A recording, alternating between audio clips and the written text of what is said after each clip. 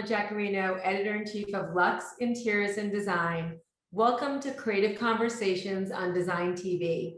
Today, I'm speaking with artist and designer Lulu De Kwiatkowski, whose inspiring point of view is expressed through her lifestyle brand, Lulu DK. Recently, she's taken to creating fanciful shell panels, which I'm slightly obsessed with. We'll get to that in a bit, but first, hi Lulu, it's so nice to see you. Hi, Pam. Nice to see you too. Thank you for having me. Of course, I feel like we're our backgrounds are jiving with one another. We're both girls who love pattern and color. And That's for sure. So I wanted to take it back to your early days, Lulu, when you grew up in a very creative household. Your mother was an avid interior designer and a style icon. And the homes that you grew up in New York, in the Hamptons and the Bahamas were full of, as you say, and this is a great quote from you, they were full of Pucci, David Hicks, big pink and yellow flowered sofas, Fruit Loops, and electric white tennis outfits, which sounds pretty fabulous. Talk about sort of like your earliest memory around artwork, and at a young age, did you know and envision that this would be something that you wanted to make a career? Well, I'm the youngest of 6 children, so I had a lot of elder siblings that would always draw and create around me, which gave me a little bit of a head start in the design world for sure. And my mother was super creative and super natural. She never wore makeup. She had blonde, beautiful hair and blue eyes, and she would collect everything. She always said for her birthday, I want you to pick flowers from the yard. That's what you can give me. You can make me a shell ashtray that you paint on. So she really enforced the being one with nature when we were younger. Never buying things, but always making them or collecting them. And being that I grew up in the Bahamas and the Hamptons with many beaches around and flora and fauna, it was an easy task to kind of live up to. And I think that is really where my internal or my primal creative niche came from, the desire to look in nature and try and work with it always, which is what I do now, which is what I do in my paintings, which is what I do in my textiles, which is what I do with the shell design. So it's really followed me through my career. That's great. So it's interesting that you studied Trompe-l'oeil in Paris and kept many journals of your travels and adventures. And I have to just say, one of my favorite books right here is Lulu's book, which is really a book of sort of like your travels and adventures that you collaged. And for anyone watching, you must buy this book. It's amazing. I feel like it came out a while ago, and I just want to put a plug in to say we need a new one. And we want another Lulu book. No, ironically, it did come out a while ago. It came out about 10 years ago. It was published. And they just republished a smaller version. So it is available on Amazon right now, actually, in a new, more petite version. It's just well, anyone watching who wants to be completely inspired, I'm just putting a plug in to get it. But it's interesting because you traveled, you had your adventures, and I read that you said that those years away were where you found your creative courage. And I feel like for a lot of artists and creatives, it sometimes can be scary to like put yourself out there. Maybe not for you because you grew up in this amazing creative environment, but how did you find your creative courage, and sort of like early on when you were in Paris and through your travels, how did it manifest for you? It's interesting because I think when you're younger, you want to be a fireman or a soccer player or an artist, but you never really understand what that means to be an artist until you get a little older, because there's so many directions you can go. And being an artist doesn't mean you have to be Damien Hirst and be in every museum and gallery in the world. It can also be, different types of, there's obviously so many different types of creative fields, but I definitely found mine in Paris. So I went to Parsons School of Design in New York for fine arts, and then graduated interior design. And then I went to Trompe-l'oeil School in Paris and kind of put those two traits together. And and I remember when I went to Trompe-l'oeil school, I was painting on the wall and I was doing kind of freehand wood and marble and creating my own designs with those mediums. And I remember thinking, oh my gosh, I've just found what I want to do. And it was such an amazing experience and feeling to have this moment of this epiphany where you're like, this is my calling. And so Paris certainly gave me that. It also, I went there at a young age, so it separated me from family a little and made me be independent and seek out who I was alone without a sister or brother or the daughter of a friend of. So it was a really incredible growing experience. I recommend all 20-year-olds at post-college to go travel and live elsewhere. My advice. It's good. It is good advice. So, you collage, you paint, you have a very successful textile and lifestyle brand, Lulu DK. Can you talk a little bit about, you're doing so many things. You've had a tattoo on, you do jewelry, everything. Tell us a little bit about what your creative process looks like, and how, whether you're doing a textile or you're painting an actual piece of artwork, how does sort of it come from your imagination into real life?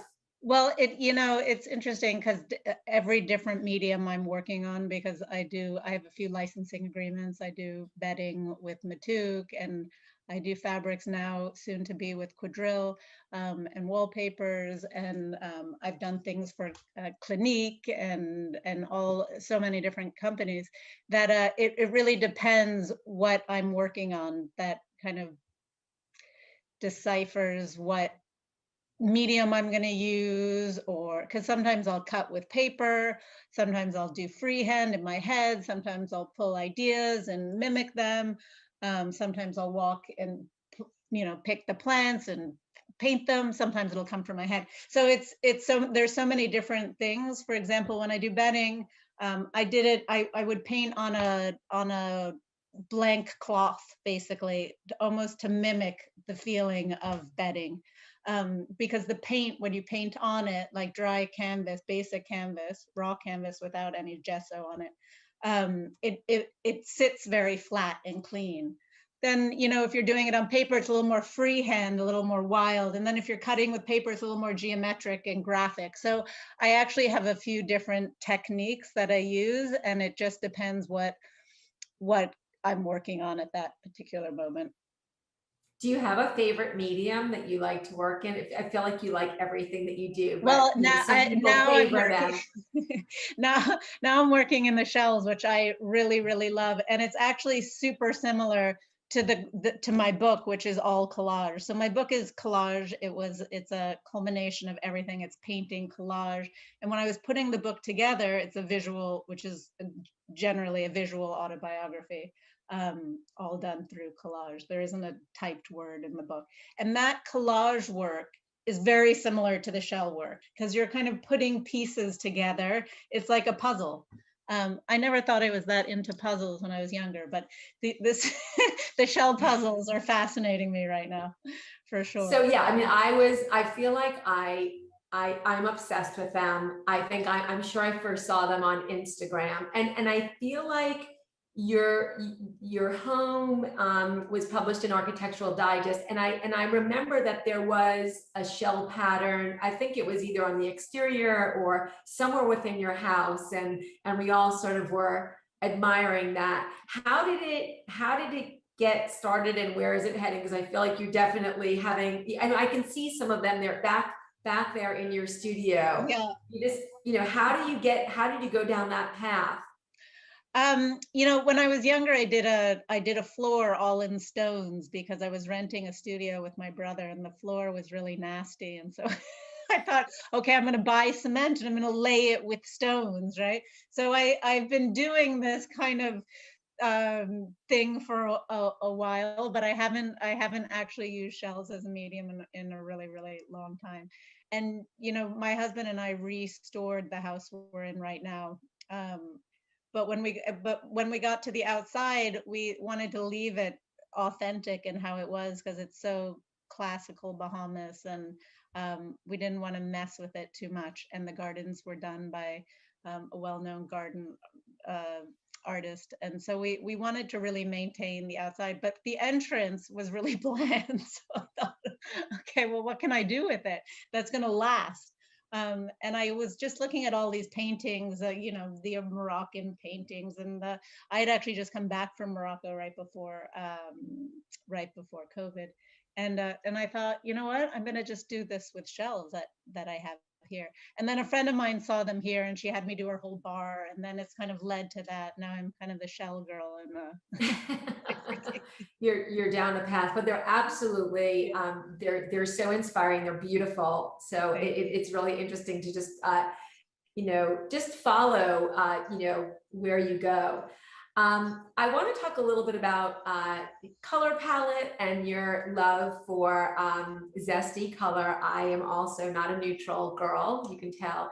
And so much of your artwork seems to come from, color studies. And I see, it seems like with some of your collage work, I know there was like a grid of images in your artwork in your family room of your home in Layford K, where you do a lot of color studies. Mm-hmm. Where do you, I assume that nature is one of your inspirations for color, but can you talk a little bit about your love for color and, where do you go to get inspired? Well, first of all, my mom was a huge color person. We used to have, I remember our house when I was younger, cranberry walls, yellow, bright pink, entrances, all mixed with big flowers. So there was no fear there when I was younger. So I think, and because of that, there's different things that happen in our family. Like I have a brother who's creative, and all he does is usually subtle colors. So the extreme.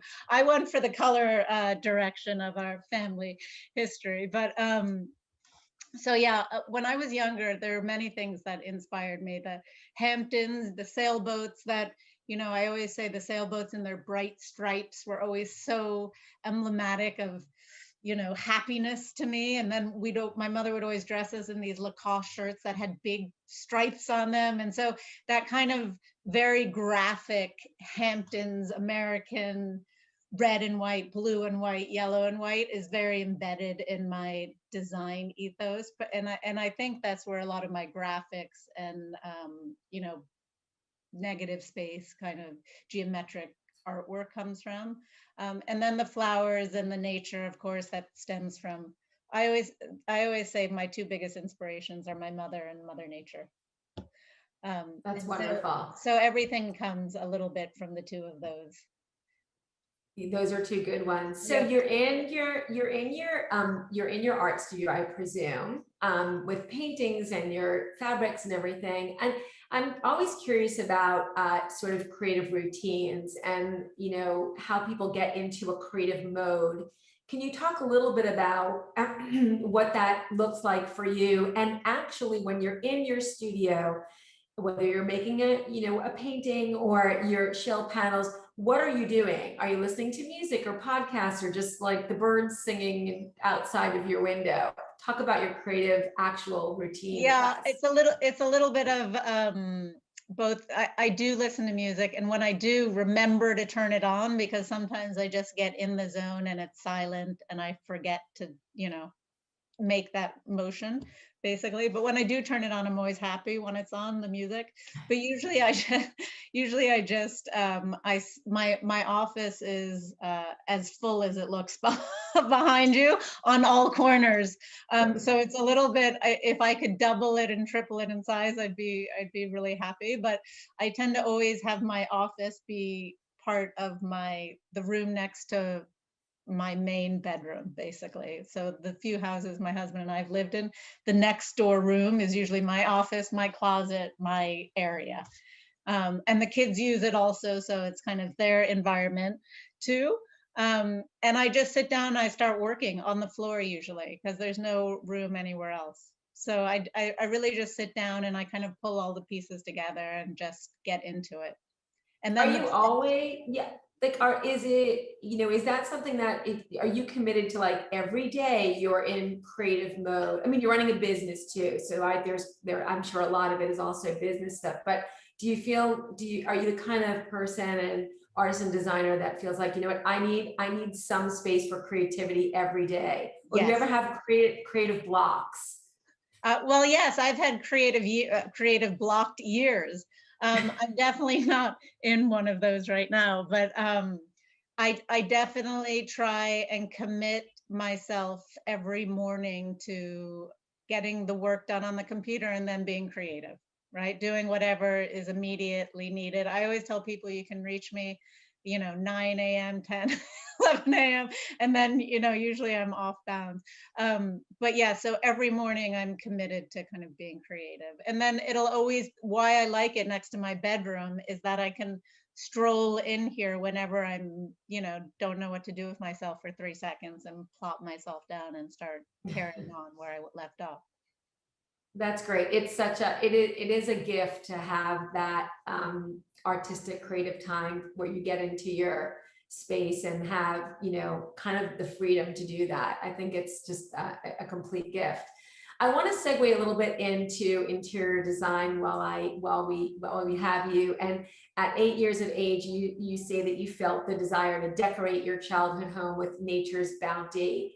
As I mentioned, your home was published in Architectural Digest, and we were all completely inspired by that.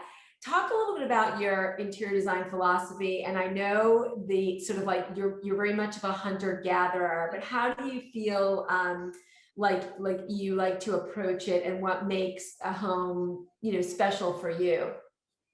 Well, I'm still very much I still design very much how I did when I was 8. Not much has changed in that department. It's super interesting to me that to hear like you started with Trump Loy, and like, and I think, when we were talking earlier, you had said that like you really think about total environments, right? You're an artist, Right. you're a designer. And here's what's interesting to me. A lot of artists think in two-dimensionally, right? But you work in almost a three-dimensional way. So, when you think about interior spaces and creating them, what's important to you? Is it important to you? Well, so the interesting thing is, sorry to cut you off, is that my husband and I have moved many times. We lived in LA when we were married, then we lived in Geneva, and now we live in the Bahamas. And so we've taken our things with us as we move. So I've always had to kind of reintegrate everything back, which I love. It's never like we start a house from scratch, and my husband would never even think, because he's Italian, to like bring in an interior designer and, sit back and let it all be done and have a completely finished home. So we kind of, we do it all very much in unison together, working with what we have. But then obviously every space has its own character and its own story. So I usually sit with it for a while. Like I struggle in the beginning. Some rooms will just happen and it'll be amazing. And then others will be like, oh no, the color's wrong. And this isn't matching with that. And I need one thing to make it perfect. And then it just clicks, and then I stop thinking about it. But literally I don't stop thinking about it until it clicks, which could be a year, 2, 3. And you also had, which I was, I'm obsessed with a lot of Lulu DK, as you can tell, but you had almost that very like Matisse inspired screen, that blue screen that you created, which is just, everyone look up her home. It's beautiful. So yeah, I created it for the space. Like something needed to go there. I wasn't sure what. Should I put wallpaper, mirrors, this, that, and then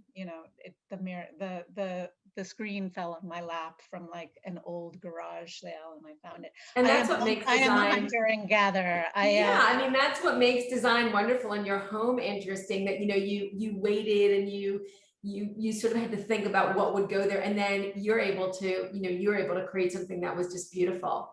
Yeah, well, we also my husband and I travel a lot, or we used to. So we haven't this year that much.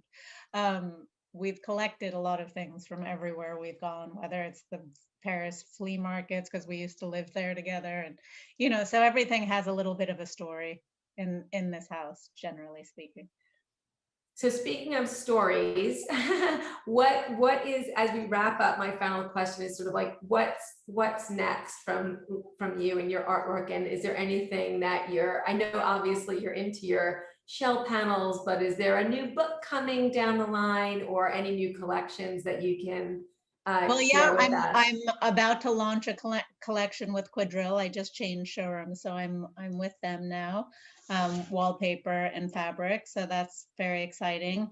And no book right now, unless someone wants to have me do one. I'd be thrilled. But no, I'm enjoying all of the shells. I'm doing them on friends' walls, clients' walls. I'm been asked to go to Mystique and here and there, and so it's it's amusing and it's fun right now. And I have a collection of shells behind me that I have fun working with, and I've been doing custom panels for people, and so I'm busy with that right now and having fun with it. I have three boys that just went back to school from Zooming for a year, so I'm feeling a little liberated and inspired. Well, that's wonderful. We just love everything that you do, and it's been so fun to speak with you and just take a glimpse into your creative world. So thanks so much, Lulu, for spending time with us today. Thank you, Pam. So nice to speak with you.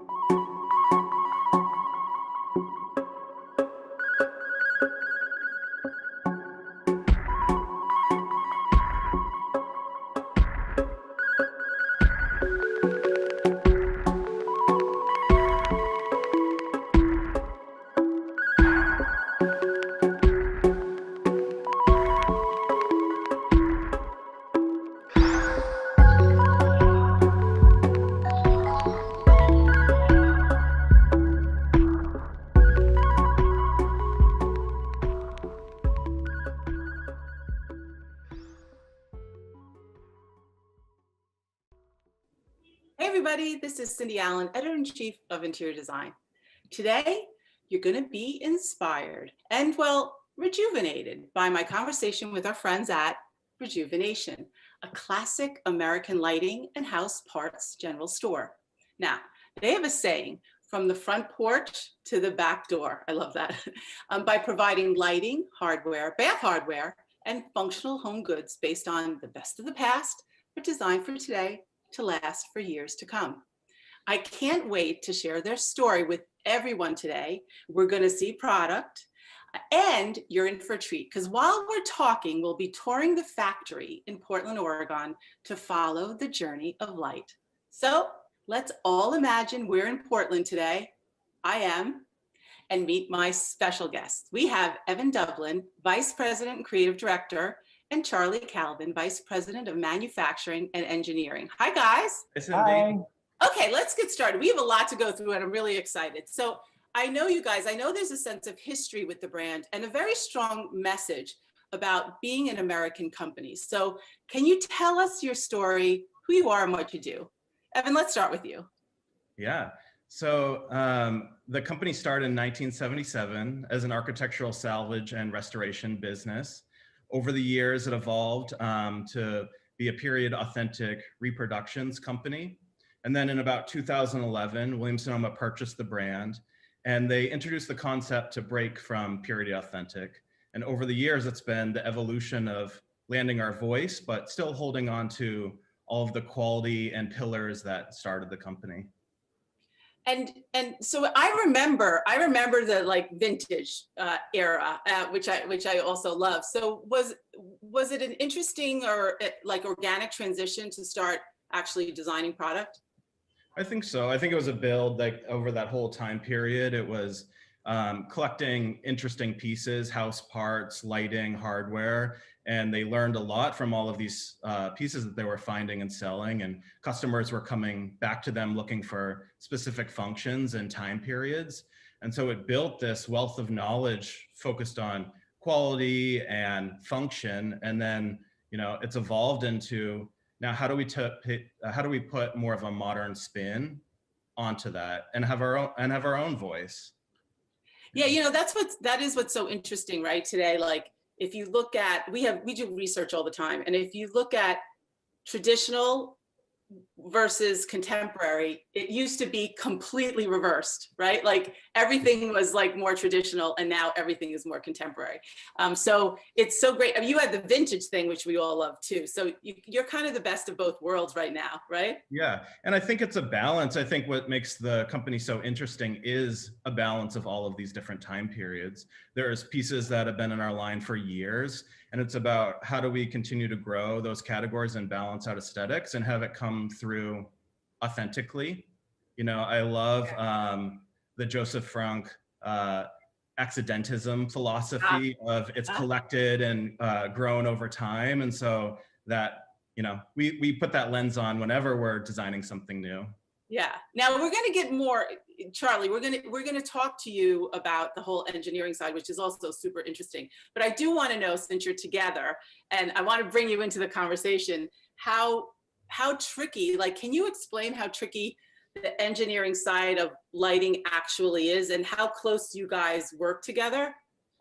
Yeah, we have a very close-knit product development team, which includes the designers, engineering, sourcing, and there's a lot of back and forth. I mean, Evan's team comes up with some really great looking stuff, and it's never we can't do it. It's just, you know, with enough time and money, we can do anything. However, you know, what's feasible to meet our timelines and you know, provide the value to our customers, you know, what they're looking for. And so definitely there's back and forth on every project. It's just a matter of how much compromise needs to make, if it's within our wheelhouse or if it's something totally new. But Yeah. Being able to be flexible with the design is one of the reasons we keep this engineering and manufacturing in-house. Okay, Evan, come on. All right, tell me the truth. Does he go, no? It's a balance. Yeah. It's all a balance. It's just a matter of how long the project's going to take, but we work through it. Yeah. All right, Yeah. we're going to get to more techie stuff in a bit. Evan, how long have you been with the company? For about 5 years. So a lot of things have changed since then, right? Quite a bit, yeah. Yeah, no, that's really exciting. All right, so tell us about the evolution of, you know, going from lighting to all other categories. Yeah, so we come through the lens each season from a project standpoint. So our customers come to us to renovate their kitchens or their bathrooms. And so it's, what are all the functional pieces that round out those rooms, from all of the hardware to plumbing to all of the overhead lighting, but then also furniture and rugs and any of the essential layers that layer into those spaces. And then, you know, what makes the company so amazing and is the what the team is able to do, making sure that all of the finishes match across all of the hardware and lighting and all of the components in the space. So the customer is able to mix and match and have it be perfectly aligned, which is awesome. Yeah, that sort of kit of parts is actually a super advantage. And I know, like, when I go on to the site, because I do, and I love seeing the little bars of the finishes, you know, and I'm always like checking it out. So I think that's super smart. It must be really fun too, to be able to have that kind of range for, well, I think about the design community, like they must love the range. Yeah, and I mean, every project is a little bit different, and depending on the customer or the environment, we're able to do anything from polished nickel to an unlacquered brass to oil rub bronze. And so, you know, you're able to put your point of view on it, and as well as the customer. Yeah, no, that's great. And so when did they decide to go beyond lighting and hardware? I think they've been introducing these other categories for years. I think it started out as we had sold some furniture and other pieces in the early 2000s and even in the late 90s. But over the past 5 years, it's been a push to develop our own line of furniture, as well as rugs and textiles. So it's been a build. Yeah. Now I want to, like, Charlie, when we talk about lighting, I mean, that's an in-depth category, right? I mean, so much has changed. There are so many issues with just lighting in general, right? And you do residential and commercial. So do you want to give us sort of a snapshot of what that looks like? Yeah, so we're a UL certified factory, and so everything that we're shipping out of, has the confidence behind the UL certification. We have many ADA compliant fixtures. We offer many dry, damp, wet rated. Yeah. That's all coming through here at the factory here. There's more. Do you have also for the design community? They should know that you could do kind of custom anything, right? Yeah, again, anything's possible. Yeah, we do. Our current offerings offer so much options because we're one of the reasons that we're doing the engineering is we're engineering a lot of co-use parts or parts that are used in our other fixtures, so that we can offer, for instance, our hood light, which is kind of a staple that we've had for many years. It's a pendant, and you can actually go on the website and select in 1-inch increments, 30 to 150 inch drop length. I mean, that's pretty unique, and we will actually be cutting that to length specific for that order. And then of course there's the 12 foundational finishes and shades you could have in, like with hood, there's like over 25 shade options. So all those options, usually there's enough flexibility in there that we don't have to do anything truly custom. But we also do that when we have a customer approach us and say, we really like this, but for this application, we don't want a rotted pendant. We want a corded pendant. Can you do that? And so we'll have the engineers take a look at it. And as long as we're staying within our UL certification for that fixture, then we'll assess it and we'll give it a try. Okay, so Evan, let's get to some design goodies, all right? So I know you have a new collection, the Ormandy collection. So can you kind of explain like how it starts, how it originates, and because the factory is right there, like kind of the process of making this collection? Yeah. So we land as a team, there's multiple departments within, and we decide that we need a new lighting collection to move through Nikolai in partnership. So that sets us on the track for development. But what the design team goes through is inspiration and research. Every year there's a root of inspiration. The year that we developed Ormandy, it was rooted in organic modernism mixed with brutalism. And so the team was exploring those concepts, finding designers for inspiration. And then we take that and we start to build what the shapes and what the forms start to look like. So this one, the goal was, how can we make a large, low profile shade that pairs with our domestically made glass shades that are already running through Nikolai, which is the co-use component conversation, and get this almost like nestled glass shade up into a metal shade.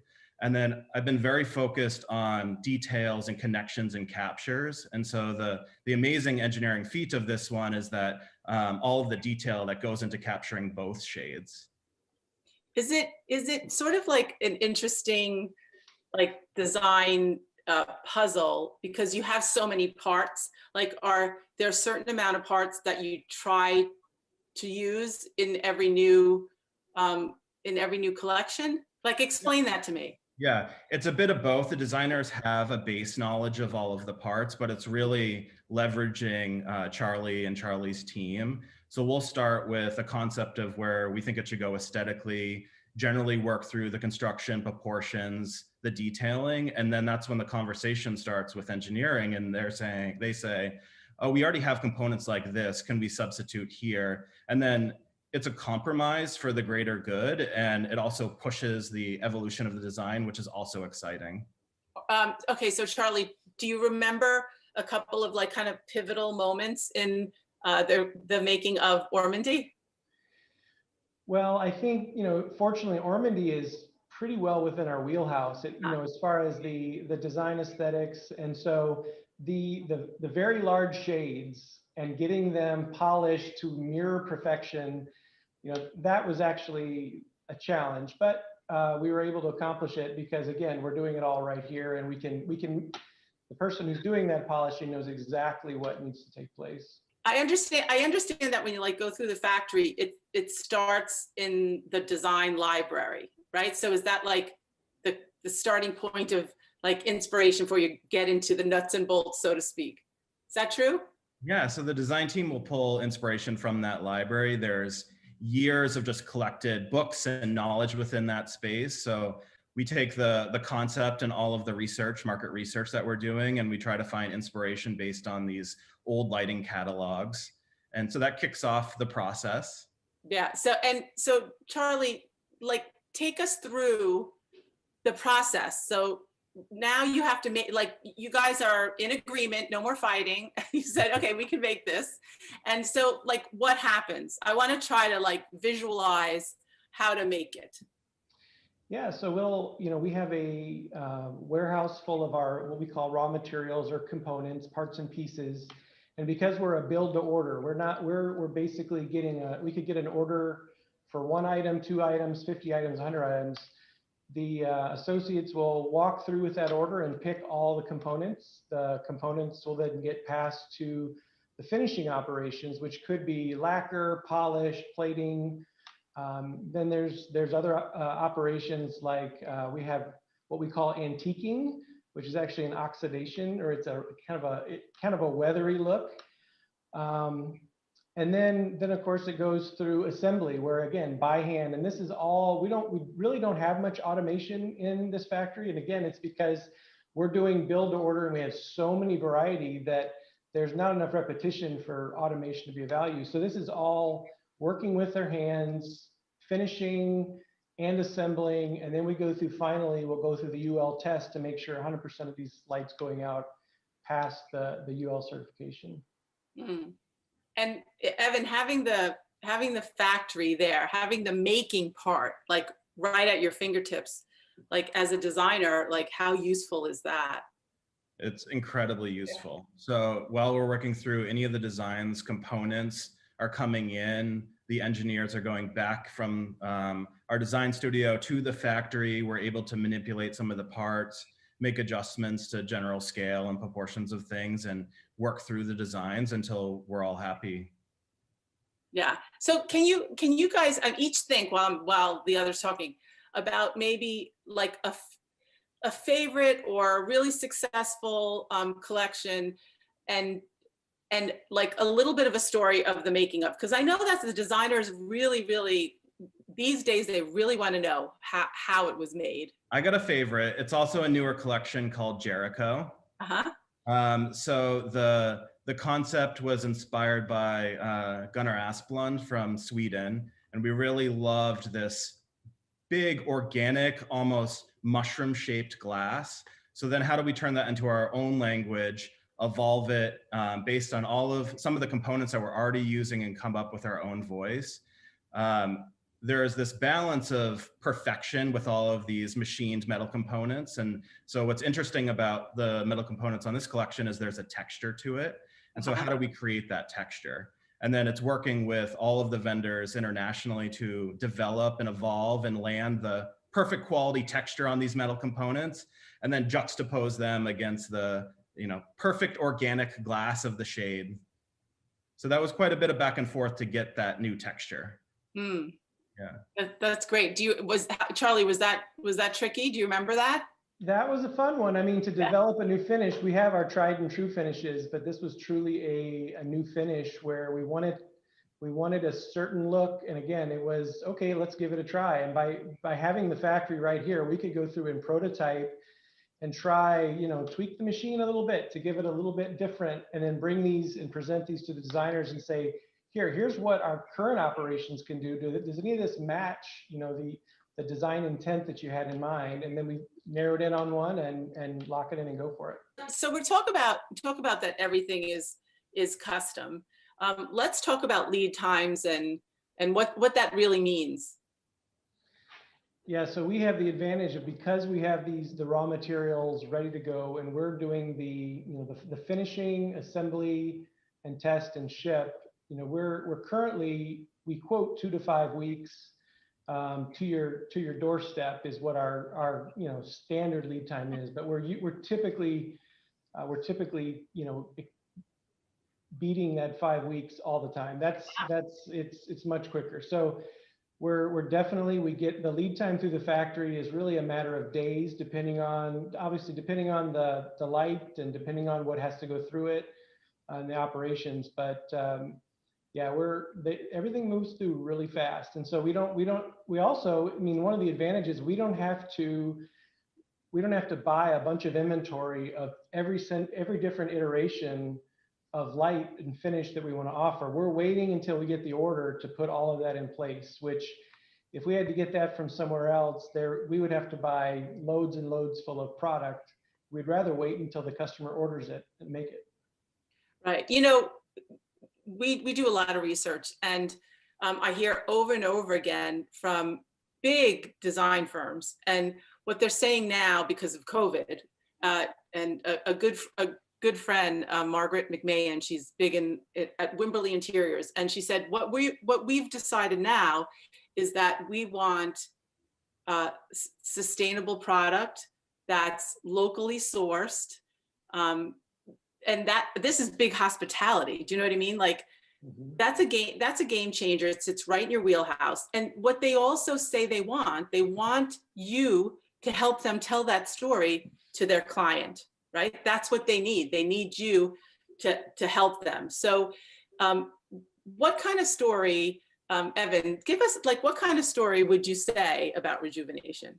Yeah, I think it's rooted in quality. I think that the level of detailing and manufacturing that we get into with all of these pieces, they're made to last, and they're made to last not only the everyday and functionally, but also aesthetically. They're timeless, they're not trend based, and so they'll live forever in residential or trade environments. Yeah, nice. Charlie, I was going to ask you for your favorite. Did you have a favorite? Oh, I'd say my favorite is the Rigden, and it'd be the whole collection of our Rigden light, and of course we have matching hardware to go with it. But and speaking of challenges, there's a certain aspect, a feature in the Rigden, which is a coined cylinder that really it's throughout the product, and to make that and to match it, and everything just all those little teeth have to be just right. That was a challenge, but the team was able to accomplish it, and it really isn't an issue anymore. We're just continuing. I knew you'd pick one that was like a complicated thing that you had to like figure out, which is sure. Yeah, we're proud of it. Yeah. Yeah. Tell me, you guys, what was like one of the original favorites that then all of the other, like at least you say that things are developed on top of this idea of being able to use the different parts. Give us a little history of that. So when talking about co-use parts, it really comes down to the canopy. So the way that it mounts to the ceiling, all of the drop rods, Charlie was talking earlier that we do custom drop lengths. And so all of those extrusion come through the factory, and those are co-used across multiple lighting collections. And then you get into socket cups and fitters and all of these set screws and fitter screws and all of that, and then we design all the components around that, and so it's really all of the details and the massed pieces, but then there are unique parts that we add to each lighting collection. In that way, I'm also thinking that it's very sustainable because you don't have the kind of waste because you're using a certain amount of kit of parts. Which I think is really interesting and also a good story for the design community to know about.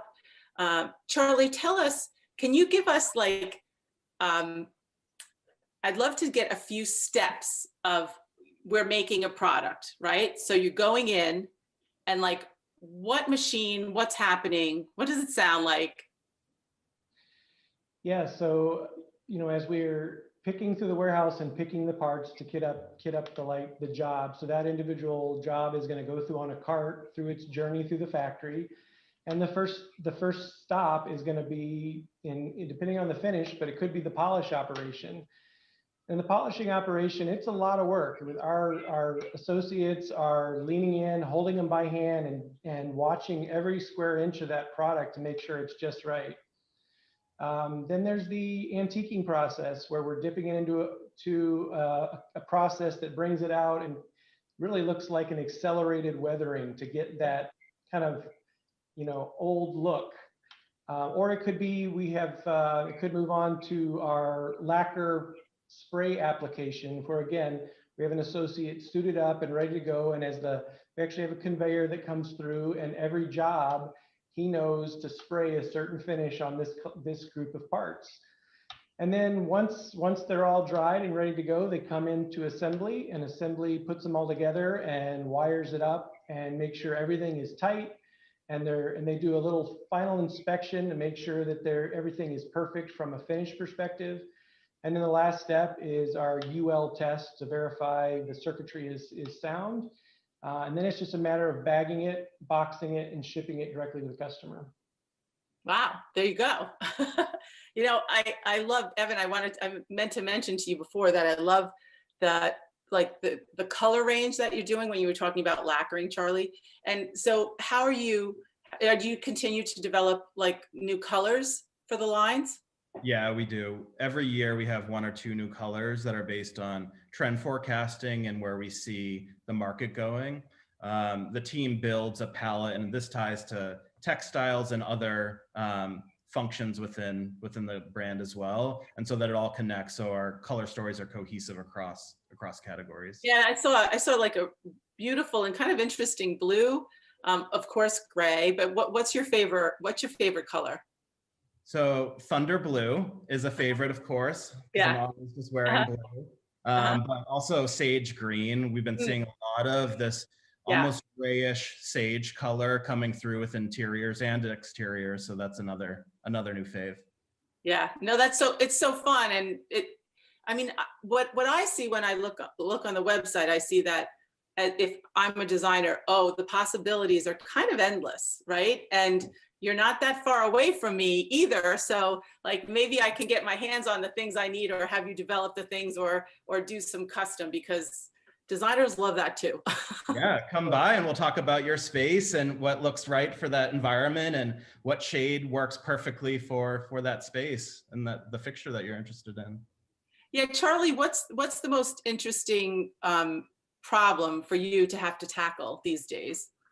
Well, obviously COVID has been a challenge. At the beginning of the year, we have a factory, we have 130 employees in our factory that, as they're seeing the news comes through, and we had to really navigate that and put in the appropriate safety protocols and get everybody back on the job. And it's kind of become, just the everyday now, with all of those.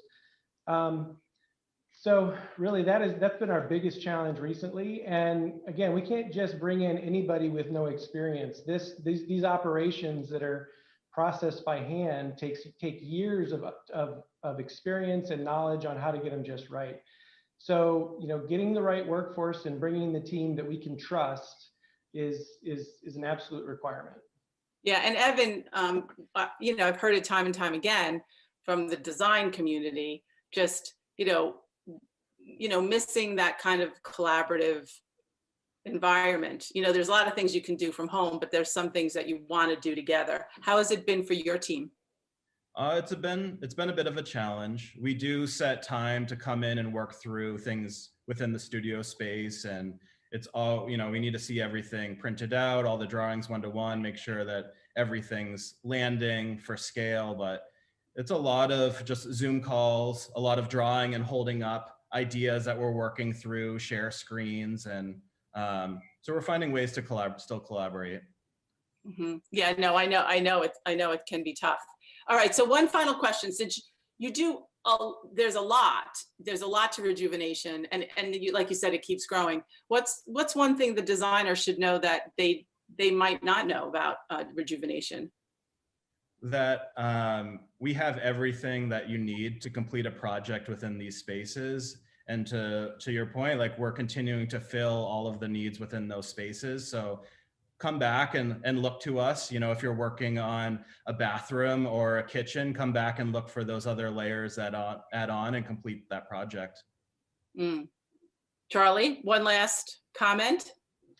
Well, I think most people that think about Rejuvenation don't know how much commercial business that we do. So we're dealing with onesie twosies, and then sometimes we're dealing with businesses that need lighting throughout, either a commercial business or a restaurant, any type of atmosphere. Yeah, I mean, we definitely want the designers to know that on the commercial, in the commercial sphere, there's a great way to partner together, and you have such a breadth of product, which is amazing. Okay, I know we weren't able to really do the factory tour together, but I kind of feel like we did, and I am feeling rejuvenated with my friends at Rejuvenation, and I want to thank you guys so much. Keep up the good work. There's positivity all around you. And thanks so much for the chat. Yeah, thank you. Thank you for the time. Thanks a lot, Cindy. It's great to see you guys.